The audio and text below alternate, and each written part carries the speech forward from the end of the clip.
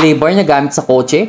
Ano at para saan ito? Tara, pag-usapan natin. Alam niyo ba na maraming proseso ang pagdidetail ng sasakyan? Isa na dito ang clay bar process. Ang clay bar na ginagamit sa car ay karaniwang gawa mula sa synthetic polymer o natural na material tulad ng bentonite clay. Ito ay isang special na tools na ginagamit para mas lalong gumanda ang ating mga sasakyan.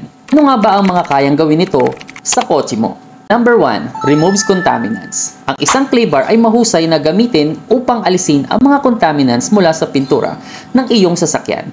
Ito ay maaaring magtanggal ng mga putik, talsik ng asido mula sa kalsada at maging maliliit na piraso ng metal. Number 2, restores smoothness. Matapos ang paggamit ng clay bar, makikita mong mas makinis at mas maganda ang iyong sasakyan. Ito ay hindi lamang nag-aalis ng dumi, kundi ito rin ay nagpapabalik ng kinang at kagandahan ng pintura. Number 3, prepare the surface for polishing and waxing. Mahalagang ma-clay bar muna ang ating mga sasakyan para ito ay magdulot ng mas magandang kalidad at maganda ang kakalabasan kapag in-apply na ang polish at wax. Number 4, improve bonding for protective coating.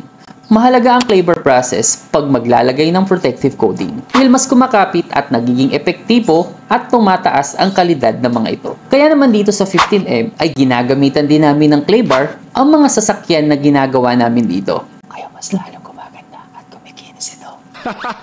Sekreto lang yun ha. Kaya kung gusto mo ng mga ganitong klaseng tips at idea para sa iyong sasakyan, follow mo na kami dito.